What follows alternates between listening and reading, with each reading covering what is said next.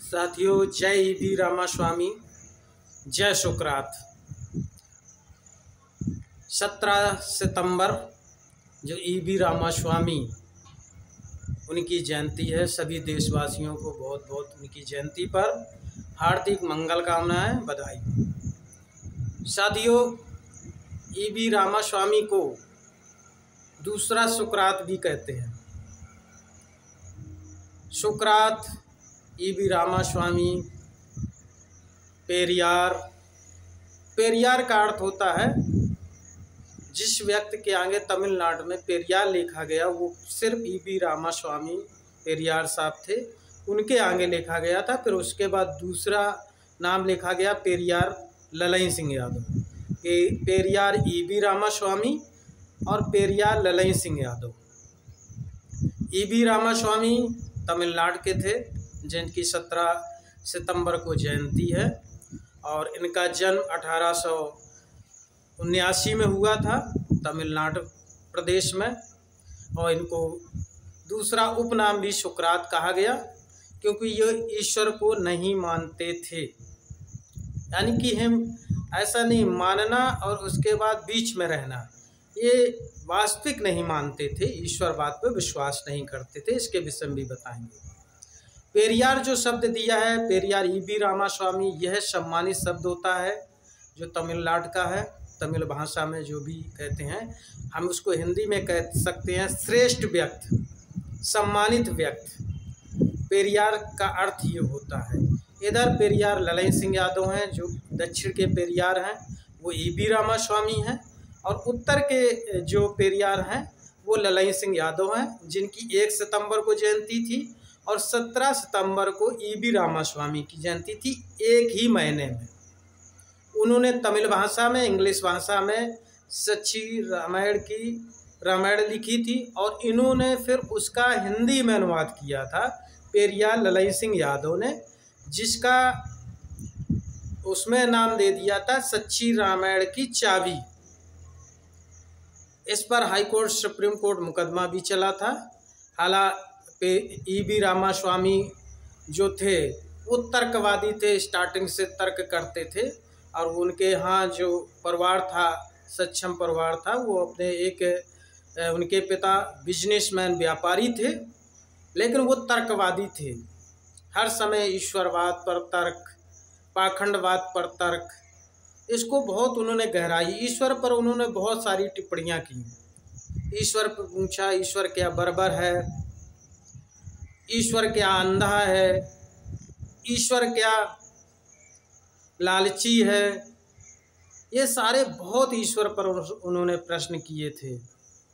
कि जब बेटियों के साथ बलात्कार होता है तो ईश्वर क्या करवाता है, ईश्वर क्या देखता रहता है। जब हत्याएं होती हैं तब ईश्वर क्यों देखता रहता है। नंगे भूखे लोग तड़पते रहते हैं, ईश्वर क्यों देखता रहता है। इस पर बहुत सारे उन्होंने प्रश्न किए थे ईश्वरवाद पर। उनकी प्रतिमा जो है उसके नीचे भी 15 जो ईश्वर से सवाल हैं, उस पर आज भी तमिलनाडु में जो जहाँ जहाँ प्रतिमाएं हैं उनके अनुयायी हैं, तो उनके अनुयायी आज भी वहाँ पर प्रतिमाएं स्थापित की है। और उसके बाद जो है नीचे उनके जो उन्होंने अपने ईश्वर पर प्रश्न किए थे वो उनके नीचे लिखे हैं।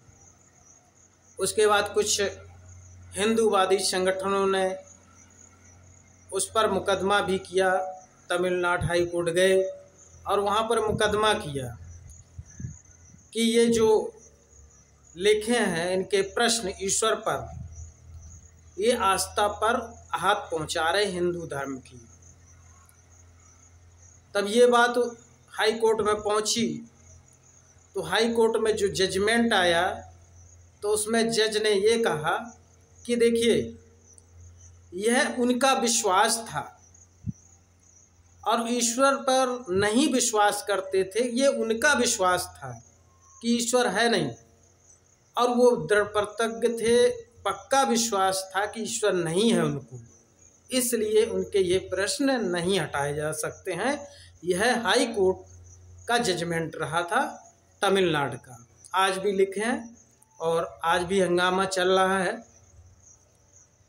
उनका द्रविड़वाद पर बहुत ज़्यादा फोकस रहा।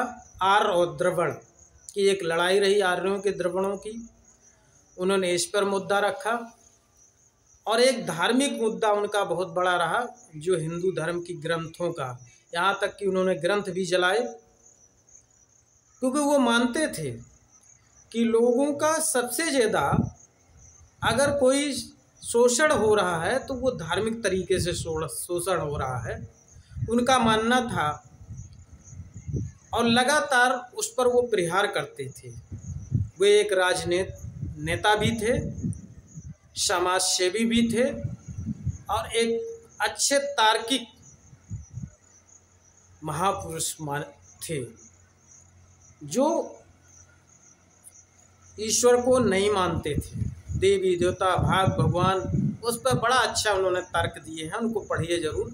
उनका 17 सितंबर को जयंती है, आप लोग धूमधाम से मनाइए ऐसे महापुरुषों को, क्योंकि आप लोगों को उन्होंने तर्क और विज्ञान पर कसौटी उतारते हुए अपने जो सत्य निकले उसको मानो, इस पर उन्होंने विचार रखे थे।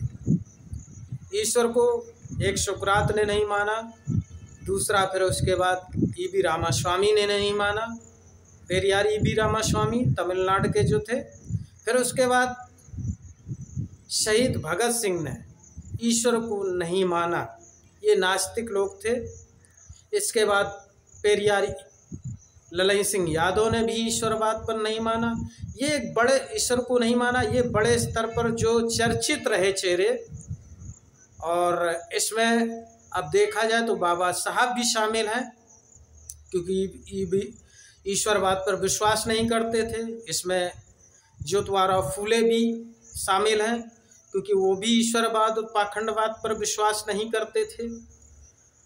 तो ऐसे आज जो बहुजन चिंतक हुए महापुरुष, उन्होंने समझा कि वास्तव में हमारे जो बहुजन लोग हैं, यहाँ के मूल निवासी हैं, जो आर्य बाहर से आए हैं, उन्होंने हम लोगों को धार्मिक गुलामी में जकड़ रखा है। इसलिए उन्होंने धर्म पर, जो आज हम लोग खासकर यहाँ के मूल निवासी हैं, ओबीसी SC ST, आज लगने लगता है कि कमलेश कुशवाहा या अन्य जो भी आज जो बहुजन विचारक हैं, उन्हें लगता है कि धार्मिक विरोध करते हैं। ऐसा नहीं है, धार्मिक विरोध नहीं है। आप जो गुलामी में जकड़े हैं, उन गुलामी से जकड़ी हुई जंजीरों से हम लोग तोड़ना चाहते हुए जंजीर है आपकी गुलामी। आप स्वयं अपदीपो मुक्त हो जाइए, ये उद्देश्य है हमारा। हमारी कोई राजनीति नहीं है इससे, ना हमारे जो और बहुत सारे साथी हैं। हमारा उद्देश्य है धन धरती और राजपाट में 90 भाग हमारा है। धन धरती राजपाट में 90 भाग हमारा है, वो मुझे मिलना चाहिए, हमारे लोगों को मिलना चाहिए। 100 में 90 शोषित है, शोषितों ने ललकारा है, धन धरती राजपाट में 90 भाग हमारा है, यह बाबू जगदेव प्रसाद कुशवाहा ने कहा। इसीलिए साथियों, लगातार मैं आप लोगों को एक नई जानकारी के साथ वीडियो लाता रहता हूं, आप लोगों को जानकारी देता रहता हूं। तो साथियों, ये पेरियार ईबी रामास्वामी जो 17 सितंबर को जयंती है, उन पर मैंने ये वीडियो बनाया था, उनको ज़रूर आप पढ़िए और मेरा चैनल सब्सक्राइब करते रहिए, शेयर करते रहिए, क्योंकि अपनी विचारधारा, यहाँ के मूल निवासियों की विचारधारा, जो बहुजन महापुरुष हुए, मैं हर बहुजन महापुरुष की विचारधारा को लाने की कोशिश कर रहा हूँ, समझाने की कोशिश कर रहा हूँ। तो आप भी अपने हिस्से की लड़ाई लड़ते हुए मेरे चैनल को सब्सक्राइब करिए, शेयर करिए। इसी के साथ सभी साथियों को नमो बुद्धाय, जय शोक सम्राट, जय पेरियार ईबी रामास्वामी।